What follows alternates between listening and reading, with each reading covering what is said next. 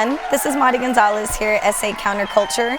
In today's studio, we have a couple of gentlemen from the Blind Tiger Comedy Club.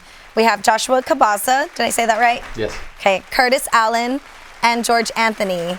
So, gentlemen, tell me a little bit about yourselves and what y'all do. Well, we got this new comedy club called the Blind Tiger. It's underneath the Magic Time Machine. It was started by Marco Polo and 6 other people, and it's different. It's like the alternative comedy scene for San Antonio, but like with a lot more vulgar disgustingness as well combined. The idea of alternative is not just that, oh, it's dirty or that it's vulgar.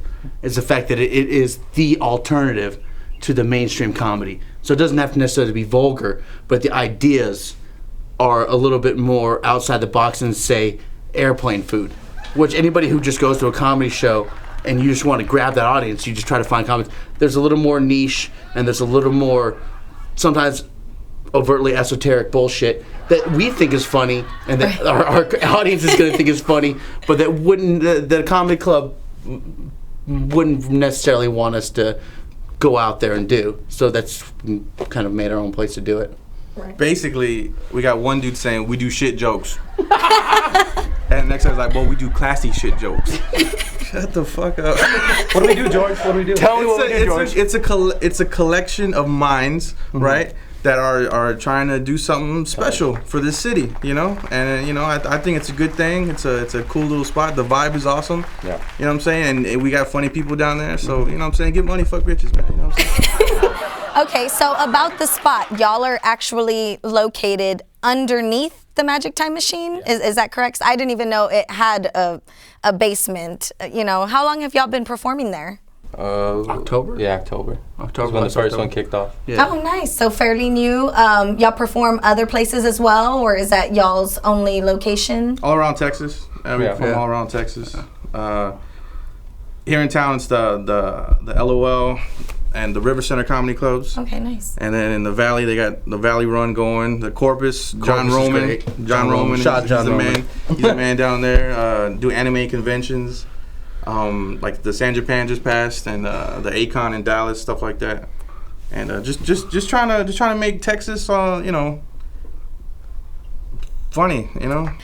So now, how long have y'all been performing together? I feel like I should say like baby months, like I've been performing 48 months. But as far as working as a group, is that just since October, since the show kicked off? It's different because everybody comes in at a certain time, okay, and then they become a part of the fold.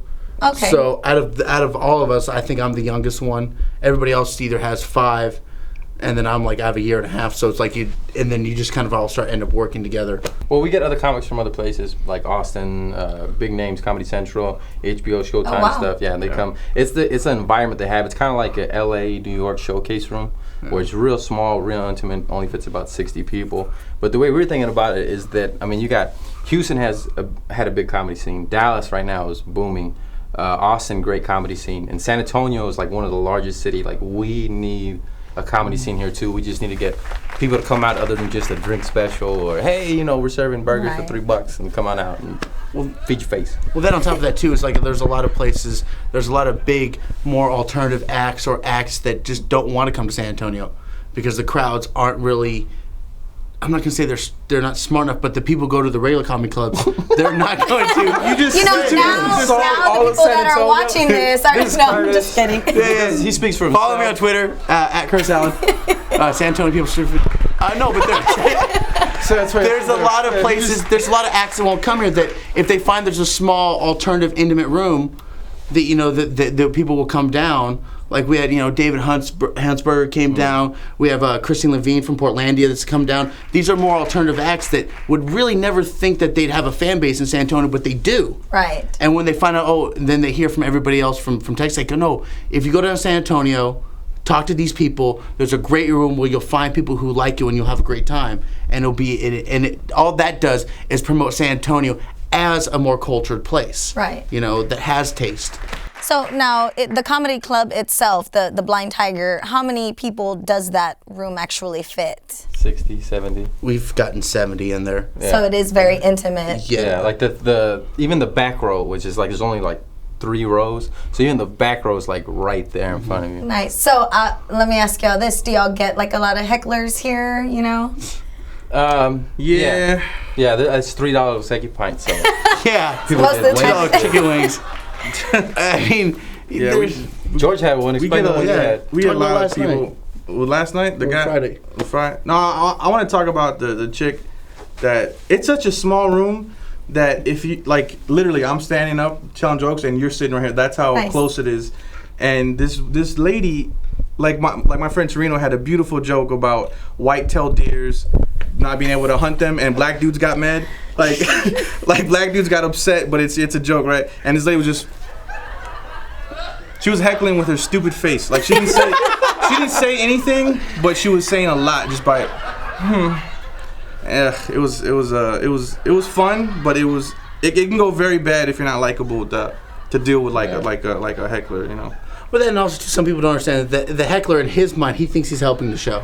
Yeah. He Right. thinks he's part of the fun, and the easiest way to explain that is no. You listen, we talk, and if we do ask questions, they're rhetorical, and then you say the word rhetorical, and that goes over the fucking head. You know what I mean?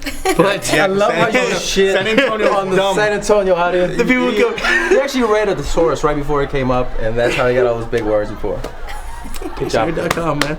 Good job. So now, when y'all do get them, how do y'all typically handle them? Call them cunts. Most of the time. I sweat and lose all recognition of where I'm at. All composure? I had a girl in the front row the other day. I get up there, I was the host, and I said, "So how you people doing tonight?" And she looks at me, folds her hand, and goes, "I'd be better." And then she says the name of another comedian who's on the show was on the stage right now. And the rest of my set, I was just like, That. do you remember that? That was the same girl. I said a joke, and the audience kind of chuckled, right? I mean, they blew up. It was hilarious. But they kind of chuckled, and this lady lets out the most obnoxious fake laugh, like, ha, ha, ha, ha. The whole time, I was just like, really? You're going to do that? And then I tried to dig into her, but I had such a bad day that I ran just... home and cried. Shut up. Don't have to tell me that part. Okay. But they dug into it. That was the same lady that you got into. Yeah. Apparently, And this lady. Yeah. And the C word did come out eventually. I wasn't going to do it. I said it. Because I would be just... it doesn't come well for me. Like people Cunts like don't come well for you? no, like when I say it, people like obviously this guy doesn't happy with his life. Look at him, you know, like how he's not gonna affect me, you know. But like if like good-looking smart guys like you do it, it's like oh well then they, you know. So, okay, now let me ask y'all this. Is this, I understand the comedy. Have y'all always wanted to be comedians? Have y'all always been the funny guys in school, so to speak? He was the bully. What were you? I was a fat kid who didn't want to get picked on, so yeah. So it was kind of like a defense mechanism? It was a defense mechanism, but still didn't work. I wasn't a funny kid. The good-looking kid was a funny kid. Like, there's two different people. Like, there's Casey Clark, there's Casey Gordon. Casey Gordon is this is getting some weird shit. But he was the good-looking blonde dude who could do like 10 pull-ups already and he was 12, right? Well, then Casey Clark was the kid who couldn't look ratty, right? Casey Clark would fart and everyone would just disown him from like, oh my God, it's such. And Casey Gordon farted and it was Everyone would hilarious. laugh. So the perception then was on it. So I was just trying to make sure that I was funny enough where people didn't want to pick on me because I was fat. So do you feel like you've redeemed yourself a little bit in the comedy realm? Nah, we still make fun of him. It's just a whole different. It's a whole different group of people. It's dudes that are better at calling him fat. That's how it is. But at least now I recognize. Well, you know what? That was paid. very clever. You made an Orson Welles reference. Like at least I got to give him his. It was credit. Okay. Now let me ask y'all, where do y'all plan on maybe going with this? I know y'all perform a lot together, right? Do y'all want to maybe travel more, make your own independent troupe, or? I want to be the one that makes it out of the group and then like forget about them, kind of like, you know what? I never knew these I'm guys. just saying, I don't want to know these people. And then I come back know any of these people. and they ask me to be on a show and like I tell them where the show's at. It's in Laredo, but nobody's there. No. I want that Nice. that type of. I want to build like an apartment, like on somebody's coattail, and just live there and just be somebody's feature who's really funny. But he likes me and we're friends. So y'all hang out? And so I get to travel and do comedy, and money's not a big deal to me, and I'll take all his leftover pussy. Right. You know what I mean? Like I'm shooting low. Nice. You know. What about you, George? Oh, I wanna get the hell out of here. Yeah, I wanna leave and never come back. And you know, hopefully I'll see this and be like, man, that guy was an asshole one day. And just appreciate, you know, the small stuff. You know what I'm saying? Nice. Well, y'all are definitely right, and I'm definitely gonna have to check out y'all's show. So, would you mind letting us know when and where we can catch y'all? Every Friday, 8, 10, and 12, underneath the Magic Time Machine, the Blind Tiger Comedy Club. Y'all make sure, add us on Facebook. We have the website. You want to add anything? Maybe your own stuff? Get there early so you can see all the kids in the costumes who are working there. Yeah. See all these kids who had dreams when they were in drama class in high school. And like just feel so, and just so you get ready for what you get downstairs, because it's gonna be Captain special. Jack guy is good. Dude, he got best waiter in the current. Actually, Really? Captain No, Jack is, dude, he kind of looks like he him. does a great job too. Yeah. I'm just shitting. I love all the kids in the Magic Time Machine. I had a waiter. I'm not gonna say what character it was, but I wasn't impressed. Marilyn Monroe? Was it Marilyn Monroe? No. Was it Ace Ventura? He doesn't really talk to us. Maybe that was his character. Yeah, that could've been Maybe, his I think character. so. I should have done a little historical research. Before you go to the Magic Time Machine. You should do that when you buy a car, maybe, or when you vote. You know, it's kind of weird having funny guys sitting on the couch here with me. Y'all are making me a little nervous. Also, too, I run We can see a it. I know. very See it. unsuccessful, rated third in the current bitter karaoke. Look me up on my page, and I get drunk and cry. Do you actually sing? I do, and it's just a lot of emotional breakdowns. Like, what have I done with my life? It's hilarious. And so look that up.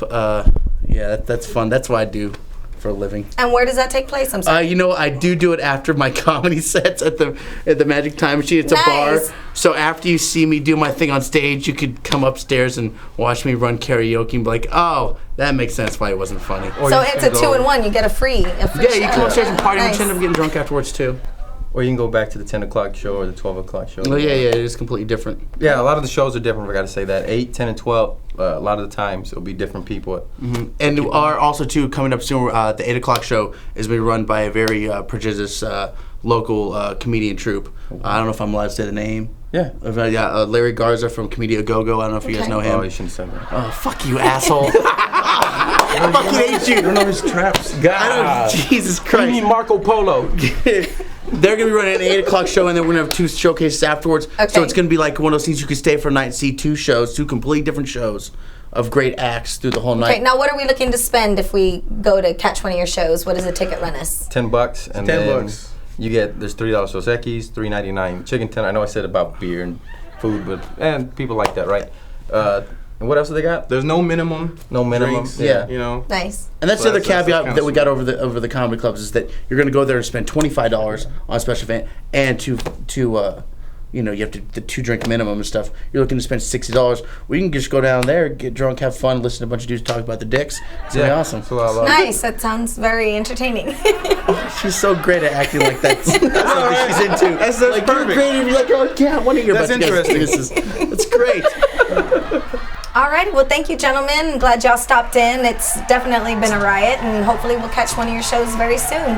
Bye.